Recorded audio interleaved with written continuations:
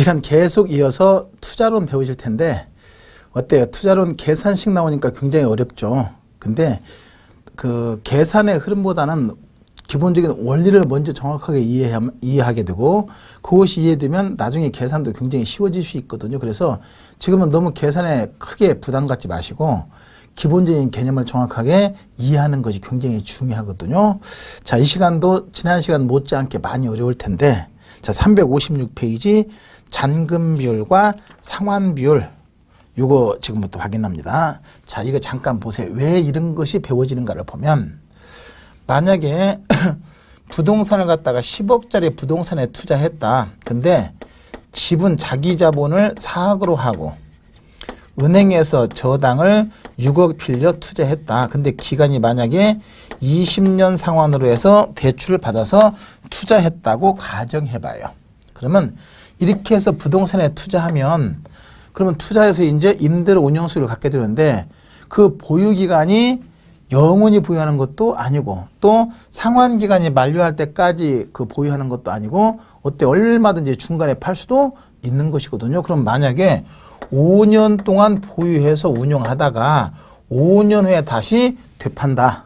그럼 되팔게 되면 자 보시면 6억을 대출받아서 이 부동산에 투자해서 운영하다가 20년 상환이면은 20년 동안 쭉 원리금 균등으로 상환했을 거 아니에요. 지난 시간에 배웠던 대로. 근데 한 5년쯤 지난 다음에 다시 이제 이걸 팔게 되면 그럼 20년 상환 중에서 5년만 갚았으니까 아직 15년 덜 갚았잖아요. 그럼 덜 갚았으면 아직 상환하지 않은 금액을 다시 어떻게 해야 돼요? 갚아야 되죠? 그러기 위해서 미상환 잔금액을 구해서 이걸 갚아야 되는데 그 미상환 잔금액을 구하기 위해서 필요한 비율이 바로 잔금 비율 그리고 상환 비율 이런 것이거든요. 그거에 초점을 두고 내용을 이해하는 게 좋을 텐데 자 대출 원금에 대한 미상환 잔금의 비율이 잔금 비율 만약에 대출을 5억 받았는데 미상환 잔금액이 5억을 받았는데 미상환 잔금액이 만약에 4억이 남았다. 그러면 5억에 4억이니까 잔금 비율은 몇 프로? 0.8, 80%가 되겠죠. 그러면 만약에 미상환 잔금액을 구한다고 한다면 이걸 모른다고 한다면 대출 원금 5억에다가 잔금 비율을 80% 그럼 0.8이죠. 그럼 5억에 0.8을 빼서 미상환 잔금액을 구하는 것이거든요. 그래서 미상환 잔금액 중도 상환 시 미상환 잔금액을 구하기 위해서 사용되는 비율이 바로 잔금 비율. 근데 이제 잔금 비율과 대비되는 것이 상환 비율인데 만약에 잔금 비율이 80%이면 그동안 그러면 20% 상환했다는 얘기죠. 그럼 상환비는 몇 프로가 되는 거예요? 20%죠. 그래서 대출원금이 5억이고 상환된 금액이 1억이면 5분의 1 해서 상환비율은 20% 이런 식으로 되거든요. 그래서 상환비율이 80%이면 잔금비율은 20%. 잔금비율이 70%이면 상환비율은 30%. 이 말은 상환비율과 잔금비율을 합하면 1이 된다. 그리고 1에서 상환비율을 빼면 잔금비율이고 반대로 1에서 잔금비율을 빼면 상환비율이 되는 것이거든요. 이제 그것은 여러분들 358페이지 위에 핵심 정리에 아마 거기 보면 잔금비율과 상환비율을 구하는 공식 쭉 설명되어 있을 거예요. 참고로 보시면 되고 그 위에 원리금 358페이지입니다. 제일 위에 핵심 정리에서 원리금 균등 상환 방식에서 매기간 원금과 이자 상환의 계산은 지난 시간에 다 했었거든요. 같이 참고해서 보시면 되겠고 상환비율과 잔금비율의 의미 간단하게 확인하는데 이제 문제는 중도 상환 시 미상환 잔금액을 구하기 위해서 잔금비율을 구해야 되는데 잔금비율은 대출원금에 대한 미상환 잔금액의 비율인데 보통 이제 이걸 갖다가 사례에서는 이제 어떻게 구할 수밖에 없냐면 대출원금은 이것이 되는 것이고 미상환 잔금액을 구하는 공식은 이것이거든요. 그래서 요거분의 요것이 바로 잔금비율이 돼요. 이걸 잠깐 보세요. 자, 그러면 만약에 지금 요 지난 시간에 배운 대로 한다면 이것이 바로 대출 원금이고 거기다가 저당상수 곱하면 이것이 원리금 상환액. 원리금 상환액이 다른 말로 뭐라 그래요? 부채 서비스액이라고 부르기도 하고 저당 지불액 이렇게 부르기도 하고 그래요. 자, 그러면 대출 원금에다가 저당 상수 곱한 것이 매기간 연금액인데 그러면 이걸 구하려면 대출 원금이 요것이니까 이걸 구하려면 이것이 넘어가면 되죠. 넘어가면 어때? 역수 되니까 곱하기가 나누기. 그대로 곱하고 싶으면 뭘로? 역수로 바꿔서 이것이 되겠네요. 그죠? 그러니까 곱하면 R분의 1 마이너스 1 플러스 R에 마이너스 N승에서 매기간 연금액 즉 저당 지불액에다가 요 역수인 저당성 역수인 이것도 이거 똑같잖아요. 그죠? 연금의 현각에서 곱하면 대출 원금이 되는 것이거든요. 이것이나 이거 똑같으니까 이것이 바로 대출 원금이 되는 것이고 이것이나 이거 똑같으니까 매기간 연금액 똑같잖아요. 이것이 바로 원리금 상환액 저당 지불액이 되는 것이거든요. 그래서 원리금 상환액 즉 원리금 상환액 즉 저당 지불액에다가 연금의 현가계수 곱하면 이것이 대출 원금이 되는 것이거든요.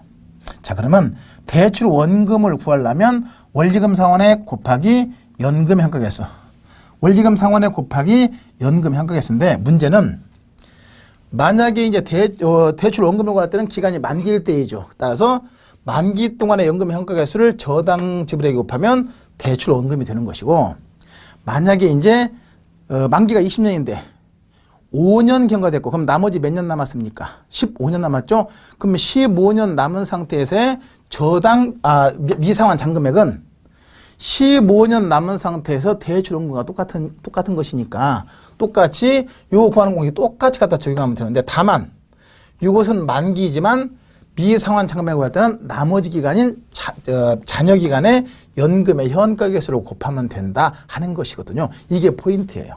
자, 그러면 저당 지불액에다가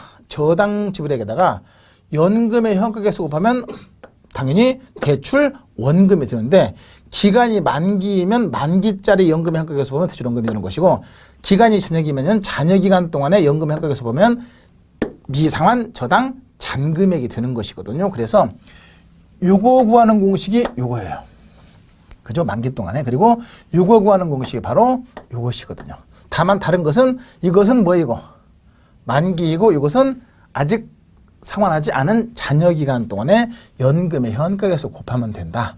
자, 그러면 요거분의 요것이 바로 요거분의 요것이 되면서 잔금비리 되는 것이고, 똑같은 거 있으면 어떻게 하면 되고, 약분하니까 요 만기 동안의 연금의 현가계수분의 잔여기간 동안의 연금의 현가계수 비율, 요것이 바로 뭐가 된다? 잔금 비율이 된다. 이게 핵심 포인트예요. 잘 정리해서 확인을 해 두시면 되겠어요. 자, 그러면 지금까지 이제 요 공식의 도출 과정을 제가 설명은 이걸로 했거든요. 근데 이게 많이 복잡하니까 중간에 갔다가 필링 끊어지거든요. 그러면 신경 쓰지 마시고, 이해됐으면 다행이지만 안 됐으면 그냥 털어버리고 그냥 만기 동안의 연금의 현가계수분의 잔여기간 동안의 연금의 현가계수비율이 바로 잔금비율이고, 이렇게 잔금비율이 구해지면 요 잔금비율을 갖다가 어디다 곱해서 대출 원금에다가 잔금비를 곱해서 미상환 잔금액을 구할 수가 있다 하는 것이거든요. 그것만 딱 체크해 두시면 돼요. 그래서 미상환 잔금액 구할 때는 대출 원금의 잔금비율을 곱해서 구하는 것이고, 또 한 가지는 이걸 구하는 것이니까 이것은 이거 곱하기 이거잖아요. 따라서 저당 지불액에다가 잔여기간 동안의 연금의 현가계수 곱하면 미상환 잔금액이 구해진다. 그래서 중도상환 시 미상환 잔금액을 구하는 공식은 두 가지. 대출 원금이 주어지면 뭘 곱하는 것이고, 잔금 비율을 곱하는 것이고, 잔금 비율은 요거분의 이것이 잔금 비율입니다. 그리고 원리금 상환액, 즉 저당 지불액이 주어지면 거기다가 뭘 곱해서 잔여기간 동안의 연금의 현가계수, 잔여기간 동안에 요거 곱하기 요것이니까 해서 저당 지불에다 잔여기간 동안의 연금의 현가계수 곱해서 미상환 잔금액을 구할 수가 있다. 그래서 미상환 잔금액 구하는 공식이 두 가지. 여러분들 358페이지 유의 핵심 정리 2번에 5번 보세요. A 시점의 잔금은 총 융자받은 금액이 뭡니까? 대출 원금이죠. 거기다가 뭘 곱해서 위에 있는 잔금 비율을 곱해서 구하면 되는 것이, 밑에 있고 6번에 있는 잔금 비율을 곱해서 구하는 것이고, 반대로 저당 지불액이 주어지면 거기다 뭘 곱하고 잔여기간 동안의 연금의 현가계수를 곱해서 구한다 해서 중도상환 시 미상환 잔금액 구하는 공식 두 가지 꼭 암기. 대출 원금이 주어지면 거기다 뭘 곱하고 요 잔금비율을 곱하는 것이고, 저당 지불액이 주어지면 여기 있대요. 저당집을 해주자면 거기다가 잔여기간 동안의 연금의 현가액 수업해서 미상환 잔금액을 구한다 해서 이 공식 두 가지는 반드시 암기해 두시는 것이 상당히 좋아요. 좀 어렵긴 하지만 거기까지 딱 정리하면 기본 흐름은 끝나는 것이거든요. 자, 여기까지가 잔금비율과 상환비율이고, 특히 잔금비율은 그러면 이게 잔금비율이니까 이 잔금비율을 결정한 요인이 뭐 있어요? 이 속에 있는 이 속에 있는 이자율, 그 다음에 두 가지 기간이 있죠? 근데 기간이 뭐예요? 만기와 잔여기간에서 잔금비율은 이 속에 있는 이자율, 그리고 만기, 그리고 잔여기간 이 세 가지에 의해서 결정된다 하는 것이거든요.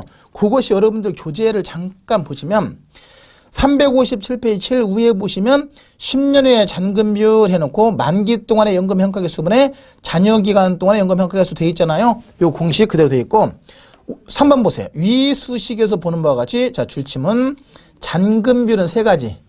이자율, 그리고 만기, 그리고 잔여기간 또는 남은 기간의 함수다. 이 말은 잔금비율은 이자율과 만기, 그리고 남은 기간 이 세 가지에 의해서 결정된다. 여기까지예요.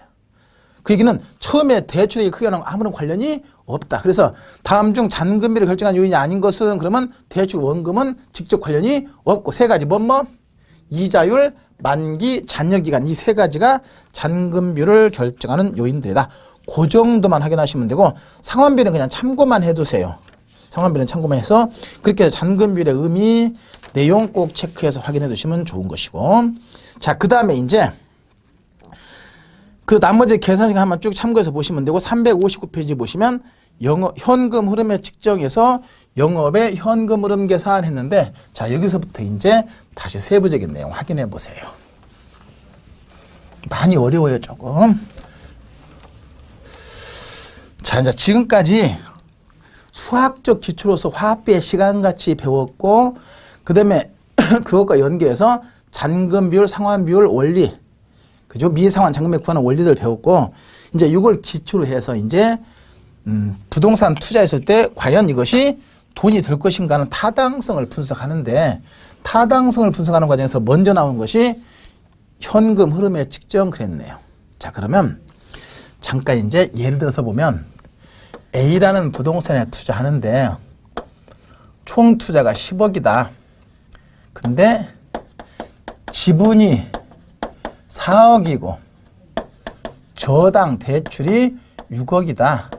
근데 상환기간은 20년으로 해서 원리금 균등 상환 방식, 가장 일반적인 상환 방식이 그것이니까 원리금 균등 상환 방식 상환하기로 하고 이렇게 대출을 받았다.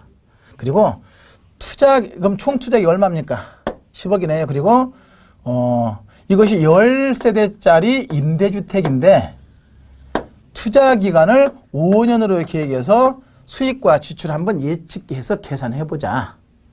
나름 어때요? 계산이 쓰죠? 그러면 이제 요 10억짜리 임대주택인데 10세대짜리인데 문제는 5세대는 원룸이고 5세대는 투룸이래요. 근데 5세대는 원룸이 연간 임대료가 예를 들어서 80만 원이고, 연간이라 월간, 연간으로 할까? 연간 800만 원이고,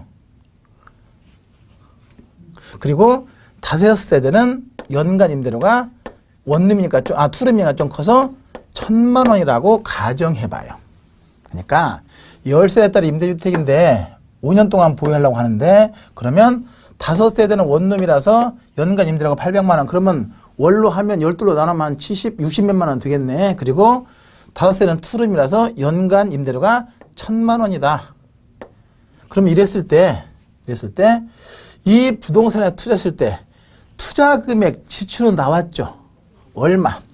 총 투자가 얼마이고 10억이고 그 중에서 내 돈은 4억을 투자했네. 은행 대출 6억 받아서. 그럼 지출은 나왔고, 수익은 매년에 뭐가 있고 임대료 수익. 그러니까 만약에 5년 동안 보유한다 그러면 처음에 살 때 지출이 10억이 팍 이루어지는 것이고, 그 다음에 5년 동안에 매년 임대료 수익이 발생할 것이고, 그리고 팔았을 때 또 처분해서 얻을 수 있는 수익, 파는 금액 있죠? 이것에서 수익이 발생했을 수 있을 것이고, 따라서 지출을 해주면 이제 수익, 운영 수익과 그 다음에 팔았을 때 처분 수익을 예측해서 계산해야 되거든요. 운영 수익을 예측해서 계산하는 과정이 바로 영업의 현금 흐름 계산. 그리고 처분 수익을 예측해서 계산하는 것이 바로 지분 복귀액 계산 그런 거예요. 그러면 지금부터 이제 이 사례에 맞춰서 쭉 한번 계산식을 써서 원리를 한번 확인해 봐요. 이건 굉장히 중요하거든요. 먼저 가능 총소득 또는 가능한 조소득, 다른 말로 잠재소득 그러는데 이것은 단위당 임대료에다가 임대 단위 수를 곱하면 가능한 총소득이 돼요. 그러면 보니까 800만 원짜리 몇 개? 5개, 1000만 원짜리 5개 다르니까 800만 원 단위당 임대료죠. 800만 원 곱하기 5, 1000만 원 곱하기 5 해서 더하면 이것이 가능한 총소득 되겠지. 그죠? 그러면 800만 원짜리 5개니까 5, 8에 4천만 원이 되는 것이고 1000만 원짜리 5개니까 5천만 원이 되는 것이고 그럼 합해서 얼마? 9천만 원. 그럼 9천만 원이 바로 이 사례에 의하면 9천만 원이 바로 가능한 총소득이 돼요. 단위당 임대료에다가 임대 단위수로 곱하면 되는 것이니까. 자, 그 다음에 이제 여기에서 이게 다 내 것이 아니고 여기서 이제 공실과 불량부채 그랬는데 공실은 뭐냐면 공실 손실. 그러니까 이게 지금 원룸 5개, 투룸 5개인데 이게 1년 12달 항상 꽉 차 있는 게 아니고 중간중간에 이사하고 가면서 어때요? 공실 발생할 수 있죠? 그럼 공실 상태에서는 임대료 수익이 없잖아요. 그럼 공실에 대한 손실이 발생할 수 있거든요. 또 한 가지 불량부채는 뭐냐면 이거 임대료 제때 안 내고 어때? 중간에 띄어먹고 도망가는 사람이 있잖아. 이것이 불량부채, 대손충당금이라고 보시면 되거든요. 다른 말로 대손충당금 해도 돼요. 혹은 결손충당금 해도 되는 것이고 이렇게 해서 공실에 대한 손실하고 대손충당금이 있을 수 있는데 이것은 가능한 총소득의 5% 이내에서 그 손실 처리해줘요. 그러면 900의 5%면 5구 450 정도의 손실이 있을 수 있겠네. 그 다음에 이제 기타 소득이 뭐냐면 이것이 임대주택인데 이게 꼭 임대료 수익 말고 이제 이건 좀 규모가 작아서 그렇지 규모가 크면 자판기 운영 수익이라든지 아니면 또 뭐 있을까요? 광고판 놓고 광고 수입도 있을 수 있고 또 뭐 연체료 수입도 있을 수 있고 여러 가지 있을 수 있죠. 이런 것이 바로 기타 소득. 있으면 더하고 없으면 많은 것이고 그렇게 해서 공실 불량부채 허용액 빼고 기타 소득 더하면 이것이 이제 실제 달성할 수 있는 총소득이 돼요. 가능한 거에서 이거 빼고 기타 소득이 있으면 더해서 유효한 총소득이 된다. 그래서 보통 우리가 총소득은 바로 이 유효한 총소득이 되는 것이고 여기서 이제 영업 경비를 공제하는데 이게 아주 중요하네요. 여러분들 교재를 잠깐 보시면 359페이지 하단의 내용이 지금 이 표가 바로 칠판에 있는 모양인데 거기 넘어가서 보니까 가능 총소득은 임대 단위수에다가 임대료를 곱하면 된다. 유효 총소득은 아까 설명했듯이 가능한 총소득에서 공실 불량부채에 대한 충당금 빼고 기타 소득이 있으면 이걸 더해서 유효한 총소득이고 거기서 이제 영업 경비를 뺀 것이 순수익인데 자 영업 경비 한번 보세요. 순영업소득의 첫 번째 줄 끝에 유효소득에서 영업 경비를 빼면 순영업소득이 된다. 영업 경비는 대상 부동산을 운영하는 데들은 거기부터 줄치면 돼. 유지비, 관리비, 수수료, 재산세, 보험료, 광고비, 전기 또는 전화요금 이런 것 등이 바로 영업 경비. 영업 경비. 자, 그럼 먼저 유지 관리비 뭐 있을까요? 이거 계속 운용하려면 고장 보일러 고장 나면 수리해 줘야 되고 그죠? 이런 여러 가지 수리 운영비가 있을 수 있죠. 그것이 바로 유지 관리비. 유지 관리비. 그다음에 수수료는 뭡니까? 자, 이 임차인들이 꼭 뭐 직접 오는 게 아니라 중개사가 또 데리고 올 수 있잖아요. 그럼 중개사 수수료 같은 거 있을 수 있죠. 이것이 수수료, 중개수료. 그 다음에 중요한 것이 재산세. 빨간 거 딱 쳐놓고 재산세. 자, 여기서 보면 취득세나 양도소득세는 영업경비가 아니에요. 이건 지금 매년 나가는 것이니까 여러분들 세금 중에서 매년 나가는 것이 재산세잖아요. 따라서 재산세. 재산세 속에 붙어 있는 뭐 도시계획세나 지역자원 시설세 당연히 여기에 포함되는 건 맞아요. 하여튼 재산세 항목에서 고지서에 포함되어 있는 세금은 전부 다 여기에 포함시키면 돼. 이게 재산세 중심으로 해서. 그 다음에 뭐가 있습니까? 광고비. 보통 이제 여러분들 그 임차인이 올 때 그냥 오는 게 아니라 광고 보고 올 수 있잖아요. 그러면 광고를 좀 내야 되죠. 여러 가지 방법을 통해서 광고 내야 되고. 그 다음에 보험료는 뭐냐면 이것은 화재 보험료 같은 거. 이거 만약에 이거 불이 나서 꼬실려면 안 되잖아요. 그러면 그에 따른 대비해서 보험료에서 화재 보험료 이런 것이 되고. 그 다음에 전기 전화요금. 이것이 이제 세대별로 쓰는 것은 세대 쓰는 것이 상관없고 이제 전체적 운영하는 과정에서 전기 전화요금이 있을 수 있죠. 이것이 영업경비에 포함되는 거예요. 그러면 이렇게 해서 이제 다 수선 유지비, 관리 운영비죠. 그 다음에 수수료, 재산세, 광고비, 보험료, 전기 전화요금. 그 다음에 이제 비품 및 정착물의 감가상각비. 거기 아마 있을 거예요. 비품 및 정착물의 감가상각비는 영업경비에 포함된다 그랬는데 이게 뭐냐면 요즘에 원룸 투룸이면 다 풀옵션이죠. 근데 풀옵션이면 그 안에 TV, 냉장고, 세탁기 다 들어있단 말이에요. 그러면 이런 것들은 건물보다 수명이 어때요? 짧으니까. 만약에 건물의 수명 내역연수가 50년이고 이런 비품들은 만약에 내역연수가 10년이다 그러면 10년마다 이거 어떻게 해야 돼요? 교체해 줘야 되죠. 그래야 임차인은 받을 수 있으니까. 그러면 10년이 지나면 교체 비용이 어디서 나와요? 따로 나오는 것이 아니니까 매 기간 그 비품이 감가되는 것만큼 어떻게 해서 공제해서 감가 충당금으로 적립을 해서 그 비품의 내연수가 만료되면 그 충당금으로 다시 교체를 해줘야 되는 것이거든요. 따라서 그 비품에 대한 감가상각비는 영업경비에 포함해서 그만큼을 계속 적립해서 털어야 되거든요. 그래서 비품의 감가상각비는 포함돼요. 근데 중요한 것은 건물의 감가상각비. 건물의 감가상각비는 영업경비에 포함이 안 되는 거예요. 그러면 이제 왜 안 되는가를 잠깐 보면 이해되면 다행이고 안 되면 암기해야 돼요. 보통 이제 기업회계에서는 건물 자체의 감가상각비도 경비에 포함시켜서 털어내는 게 맞아요. 그 이유는 왜냐면 보통 기업회계에서는 건물의 경우 전부 다 내역연수 만료 시까지 보유한다고 전제하기 때문에 내역연수가 다 만료되면 건물이 없어지기 때문에 투하자본 회수할 방법이 없으니까 매년 감가되는 것만큼 일정 금액씩을 수입해서 미리미리 공제해서 감가 충당금으로 적립해서 그만큼을 회수해야 맞아요.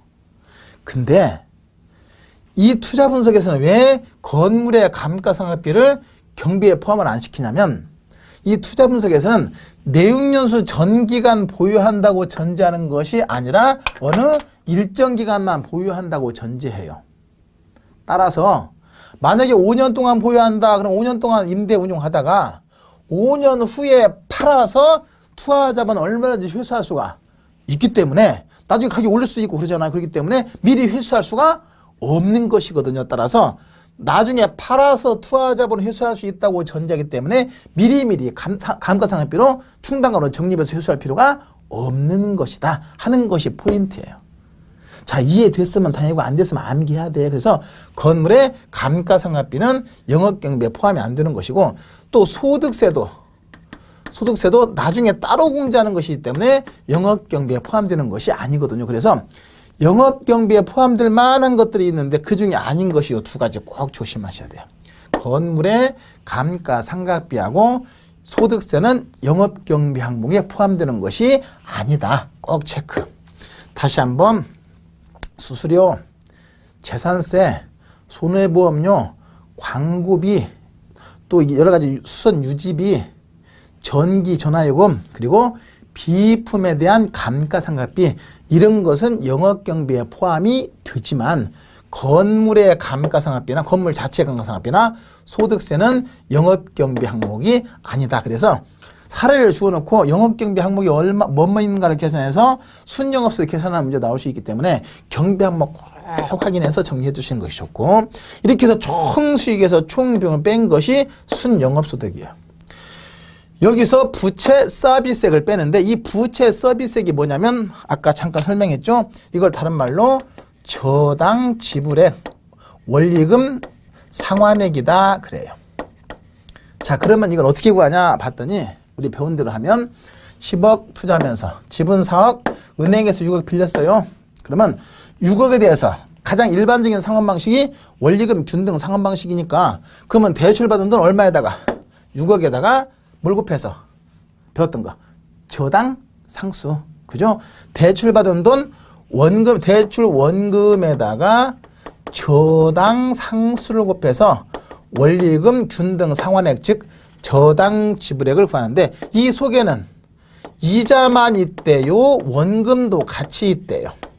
원금과 이자가 합해서 균등하게 상환하는 것이거든요. 그래서 원금과 이자가 같이 상환된다 하는 것이 포인트예요.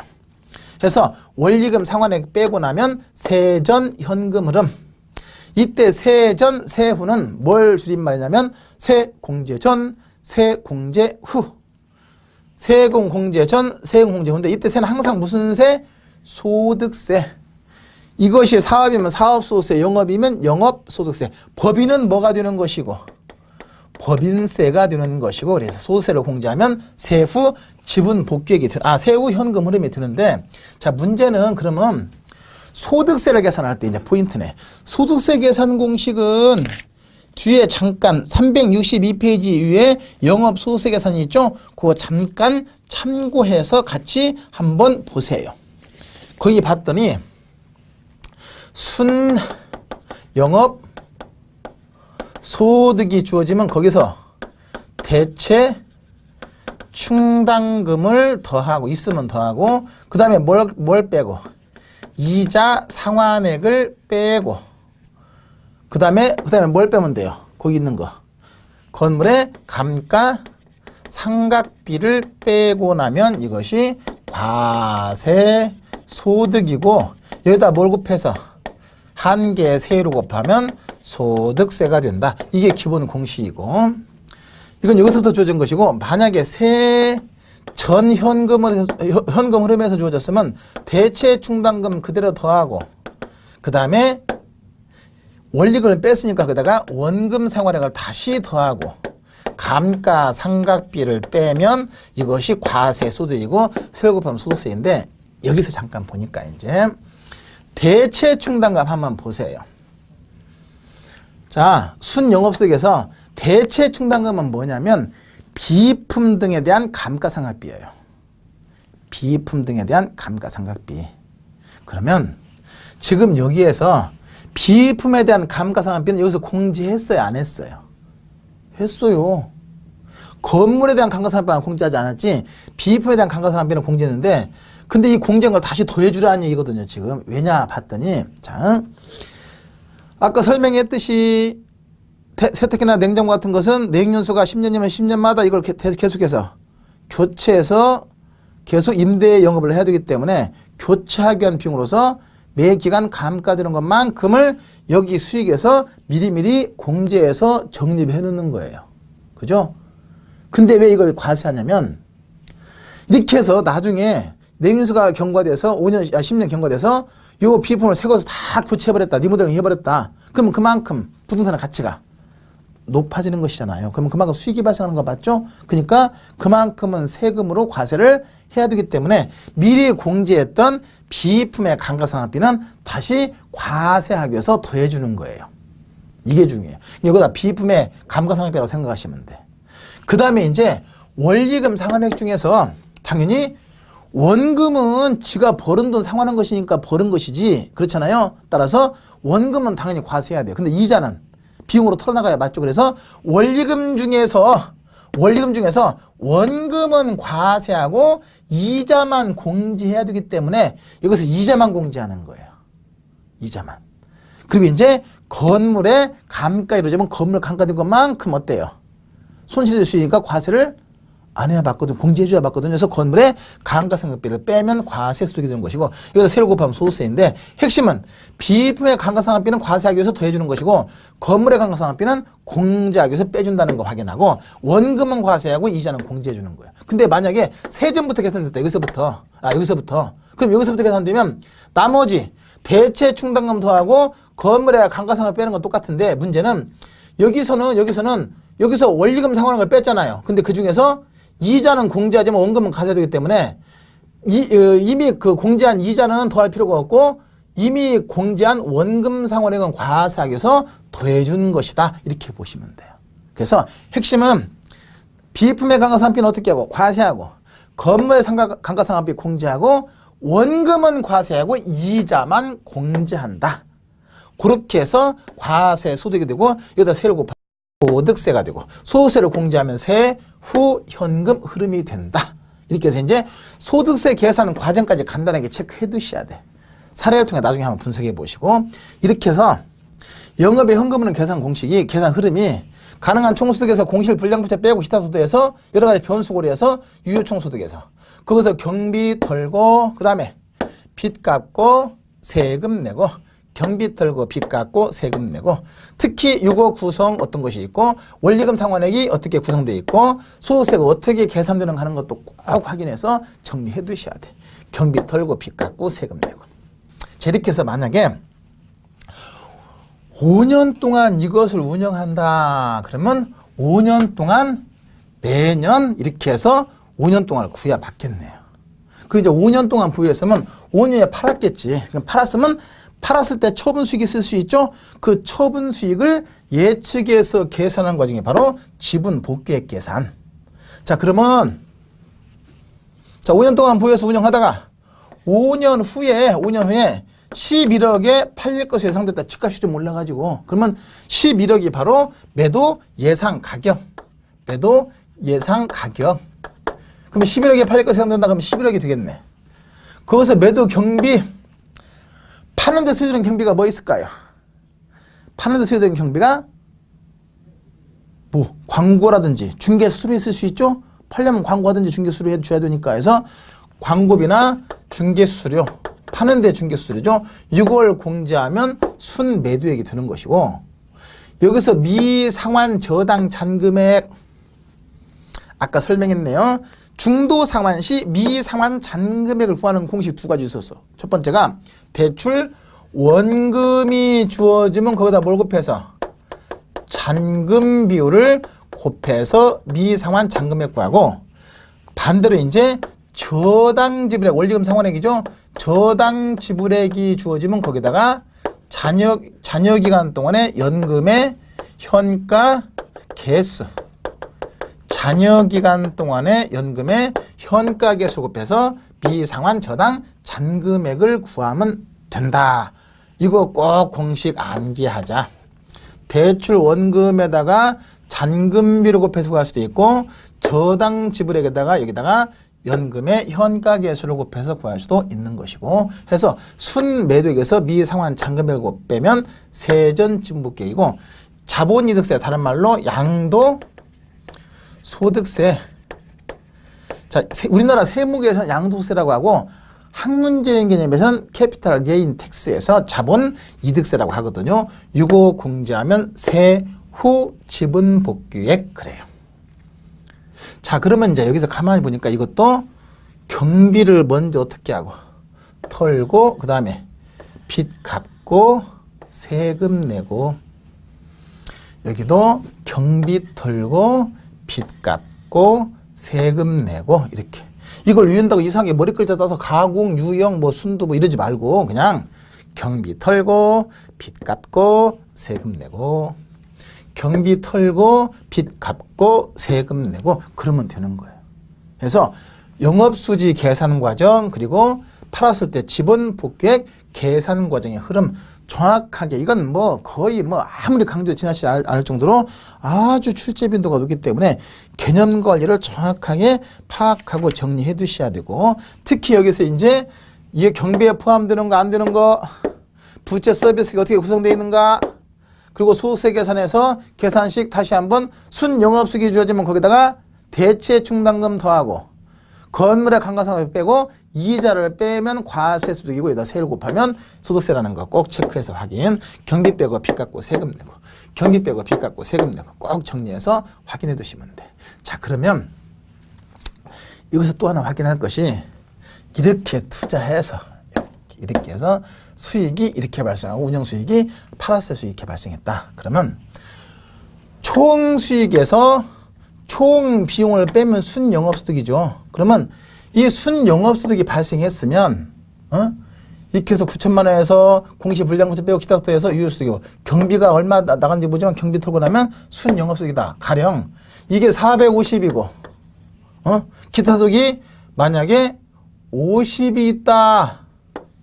그러면 450 빼고 50 더하면 400만 빼면 되죠. 그러면 얼마? 8,600이 될 것이고 거기서 영업경비가 만약에 2,600이다. 그러면 이거 빼면 얼마? 6천만 원이 된다. 그렇잖아요. 그럼 이 6천만 원의 순수익은 10억에 대한 수익입니까? 아니면 지분에 대한 수익입니까? 저당에 대한 소득입니까? 전체 투자해서 이만큼 벌었으니까 그것은 총 투자액에 대한 소득이에요. 총 투자액에 대한 소득.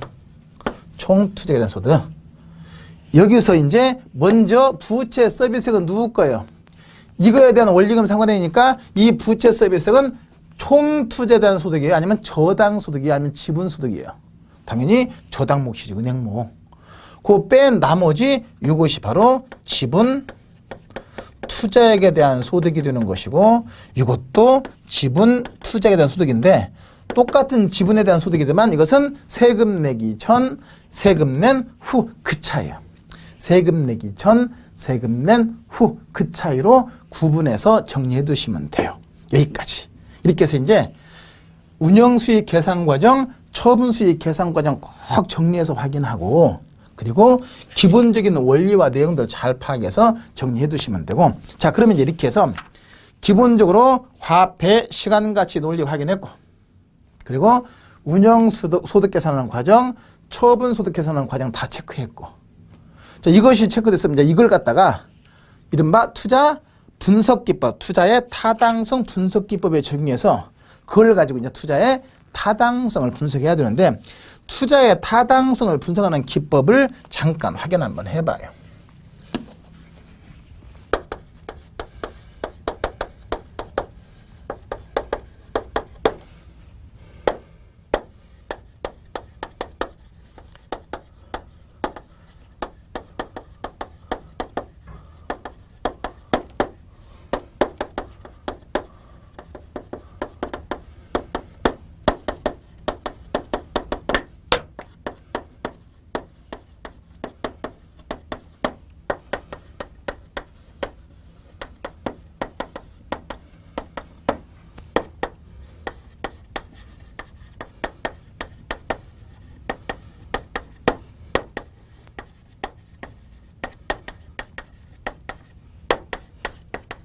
자, 지금까지 이 과정을 통해서 투자로부터 예상되는 수익과 지출을 예측해서 계산했으면 이걸 가지고 이제 투자의 타당성 분석 기법에 적용하는데 여러분들 교재에 보니까 364페이지 보니까 이제 어림셈법이 먼저 나오고 이어서 비율 분석법 그리고 할인, 현금, 흐름 분석 이렇게 돼 있는데 자, 먼저 이제 이 내용을 보면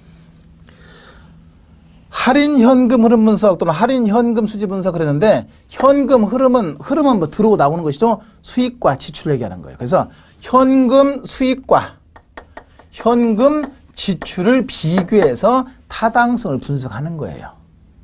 근데 아까 설명했듯이 투자할 때 수익이 발생하는 시점과 지출이 발생 시점이 다르기 때문에 시차를 고려해서 장래 예상되는 수익과 지출을 투자 시점의 현재 가치를 어떻게 해서 할인해서 수익의 현재 가치와 지출의 현재 가치를 비교해서 타당성을 분석하는 것이 할인 현금 흐름 분석 또는 할인 현금 수지 분석 그래요.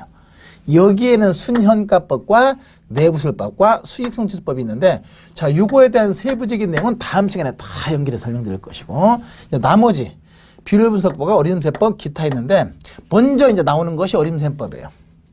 이건 비율 분석법은 투자 분석 기법이라고 하기보다는 투자 여러 가지 효과를 분석하는 재무 분석을 하는 지표, 재무 비율 지표이지 이걸 가지고 투자를 할 것인가 말 것인가를 판단하기보다는 투자 위험의 정도 등을 파악하는 재무 비율의 지표를 사용하는 것뿐이고 핵심이 이제 이걸 통해서 어림셈법을 통해서 어림잡아 딱 셈을 해서 분석해서 채택 가능성이 있는가 없는가를 확인한 다음에 충분히 채택 가능성이 있다고 판단되면 그 다음에 할인 현금 흐름으로 분석되는 거예요. 그래서 이것이 가장 세부적 세밀한 분석이고 어림셈법은 할인 현금 흐름 분석을 위한 말 그대로 예비적이고 개략적인 분석이다라고 보시면 돼요.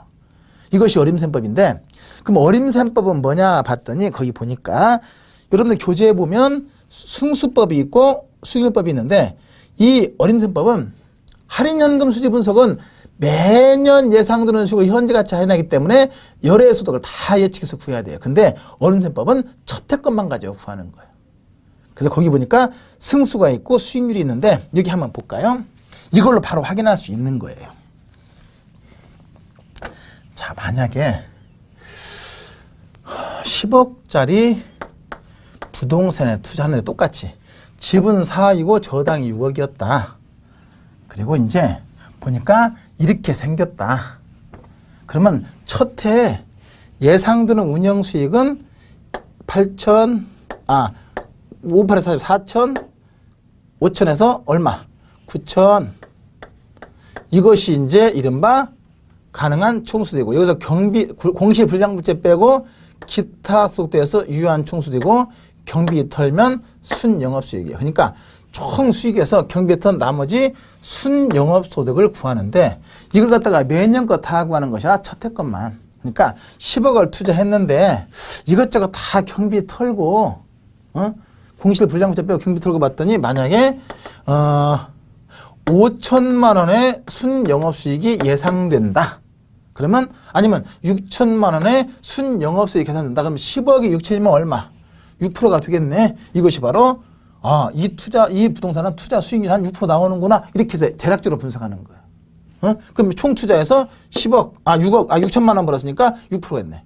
거기서 이제 원리금 상환을 빼면 세전이고 소득세를 빼면 세후인데 그럼 이렇게 해서 첫 해 것만 가지고 이렇게 대략적으로 분석할 때 수익률과 승수가 있잖아요. 수익률은 투자 금액에 대한 수익의 비례예요. 그리고 승수는 거꾸로 수익률의 역수, 수익에 대한 투자액의 배수가 승수예요. 그러니까 요거분의 요것이 거기 보세요. 수익률. 종합자본 환원율 그랬죠. 종합자본 환원율 공식을 보니까 총 투자액분의 순영업소득 나왔잖아요. 이것이 바로 요거분의 요것이 투자액분의 수익이 비례 수익률이니까 투자액분의 순영업수익이 바로 종합자본 환원율, 종합자본 수익률. 그 다음에 이거분의 이것이 바로 세전 수익률 또는 지분 배당률. 이거분의 이것이 세후 수익률. 그러면 가만히 보니까 종합자본 수익률은 혹은 종합자본 환원율은 분모가 뭐예요? 총 투자이고 세전 수익률이나 세후 수익률은 분모가 뭐예요? 지분 투자이죠. 그거 보니까 공식 보니까 365페이지 보니까 그죠? 분모가 지분 배당률이나 세후 수익률은 분모가 지분이고 종합자본 환원율은 분모가 총 투자액인데 이거 원리가 이렇게 돼 있어요. 이것은 자 보세요. 총 수익에서 총 비용을 빼면 순수익인데 이 순수익은 총 투자된 소득이지 지분에 대한 소득이 아니거든요. 그래서 분모가 총 투자액이 되는 것이고 거기서 저당 몫이 뺀 저당에 대한 수익 뺀 나머지 이것이 바로 지분에 대한 소득이 되겠지. 그래서 이건 지분 소득이니까 분모가 지분이 되는 것이고 세금 내기 전, 세금 낸 후 이것만 다르니까 똑같이 어차피 이것은 지분에 대한 소득이 되는 것이고 그래서 투자액분의 수익에 비례 수익률에서 6어분의 이것이 종합자본 환원율, 6어분의 이것이 세전 수익률, 6어분의 이것이 세후 수익률. 세전 수익률을 다른 말로 지분 배당률 그러는 거예요. 그리고 그것의 역수가 승수. 자, 364페이지 돌아봐서 총소득 승수는 거꾸로 요거나 요거 둘 중에 하나 쓰는 것이거든요. 요거나 요거에 대한 총 투자액의 배수가 총소득 승수이고 요거나 요것이 바로 뭐라고 되어 있어요? 이것이 순소득 승수, 요거분의 요거 순소득 승수, 요거분의 요거 세전 현금흐름 승수, 요거분의 요거 세후 현금흐름 승수. 총소득 승수는 큰 의미 없으니까 이 세 가지만 요거분의 요거 순소득 승수, 요거분의 요거 세전 현금 수승수, 이거분의 요거 세후 현금 수승수. 자 보세요. 요거분의 투자액분의 수익에 비례 수익률이고 거꾸로 수익에 대한 투자액의 배수가 승수라니까요. 승수와 수익률 역수니까. 그래서 다시 유급분의 요것이 종합자본 환원율 또는 종합자본 수익률이고 유급분의 요것이 세전 수익률 또는 지분 배당률, 유급분의 요것이 세후 수익률 또는 세후 수익률이고 거꾸로 유급분의 요것이 세후 현금흐름 승수, 유급분의 요것이 세전 현금흐름 승수, 유급분의 요것은 순소득 승수. 순소득 승수는 순영업소득분의 총투자액의 배수인데 만약에 총투자액이 10억이고 순영업수 1억이다. 그러면 10억 투자해서 순영업수 1억이면 매년 순수 1억씩 발생하면 몇 년 지나면 10년 지나면 투하자본을 회수할 수가 있는 것이거든요. 따라서 그 순소득승수가 바로 투하자본의 회수기간과 똑같아서 자본 회수기간이라고 하기도 하는 거예요. 그죠? 자본 1억분의 10억이니까 순소득승수가 10이잖아요. 이 말은 10억 투자해서 순수 1억이면 몇 년 지나면 10년 지나면 1억씩 벌면 10년 지나면 총 투자액 10억을 회수할 수가 있다 해서 투하자본 회수기간 해서 자본 회수기간이라고 하기도 한다. 다시 마무리. 요거분의 요것이 종합자본 환원율, 거꾸로 요거분의 요것이 순소득승수, 요거분의 요것이 세전수익률 또는 지분배당률, 거꾸로 요거분의 요것이 세전 현금흐름 승수, 이거분의 이것이 세후 수익률, 거꾸로 이거분의 이것이 세후 현금 수지 승수. 그러면 이제 이걸 가지고 승수는 높을수록 낮을수록 수익률은 높을수록, 왜냐하면 승수와 수익률이 역수니까 수익이 많이 발생하고 유리한 거잖아요. 따라서 수익률은 높을수록 유리한 것이고 승수는 낮을수록 유리한 것이다 하는 것이거든요. 그리고 이것은 이 어림셈법은 지금 보니까 제가 여기에서만 분석했지 이쪽은 와보지 않았거든요. 그러니까 처음 수익을 고려하지 않고 운영 수익만 고려하되 운영 수익도 첫 해 수익만 가지고 개략적으로 분석하는 거예요. 그러니까 예를 들어서 여러분들 중에 하나가 어떤 건물에나 투자하려고 하는데 이 건물이 만약에 100억짜리다. 근데 이 건물의 임대료 수익을 쭉 봤더니 경비 털고 봤더니 연간 임대료가 만약에 6억 정도가 예상된다. 쭉 봤더니 그러면 100억 투자해서 6억이면 연간 수익률 몇 프로? 6%. 이 정도면 할만하겠는데? 여기까지. 이게 바로 종합자본 환원율이잖아요. 순수익 6억이면. 그렇죠. 그래서 이거 한번 해볼만 하겠는데 하고 그 투자 사업의 채택 가능성만 타진하는 거예요. 아주 세밀한 분석이 아니라 채택 가능성만 타진하고 이렇게 해서 충분히 채택 가능성이 있다고 판단되면 그 다음에 이제 할인 현금 흐름 분석 이런 것이 이루어지는 것이거든요. 따라서 어림셈법은 할인 현금 흐름 분석을 위한 예비적이고 개략적인 분석이고, 따라서 3번의 한계 보세요. 365페이지. 한 가지 방법에 의해서 계산된 비율은 다른 방법에 의해서 계산된 비율과 직접 비교가 곤란하다. 이것은 화폐 시간 가치를 고려하지 않는다. 즉 미래 현금을 하지 않는다는 뜻이 난다. 화폐 가치 고려하지 않기 때문에 정확한 분석이 아니라서 그래요. 두 번째는 화폐에 대한 시간 가치를 고려하지 않기 때문에 보유기간 중간에 현금의 변동이 심한 경우는 사용하기가 부적절. 자 보세요. 이것은 첫 해 수익만 가지고 분석하는 거예요. 현재 10억에 6억이다. 이 정도만. 그러면 1년, 2년, 3년, 4년, 5년 후에는 시장 흐름이 변할 수 있어요? 없어요? 없어. 변할 수 있어. 있는데도 불구하고 변화가 없다고 전제에서 분석되는 것이기 때문에 시장 상황의 변화가 심할 때는 이 방법을 쓰면 그만큼 정확도가 떨어질 수밖에 없는 것이거든요. 그래서 시장 상황의 변화가 심한 경우에는 이걸 사용하기가 부적절하다. 그래서 이것은 이걸 가지고 세부적인 최종적인 판단하기보다는 할인 현금 수지 분석을 위한 예비적이고 개략적인 분석이다. 거기까지만 딱 잡아두시면 돼. 자, 이렇게 확인하고 조금 휴식 후에 이제 나머지 투자 분석 기법 확인할게요. 좀 쉬었다 하십시다. 수고했습니다.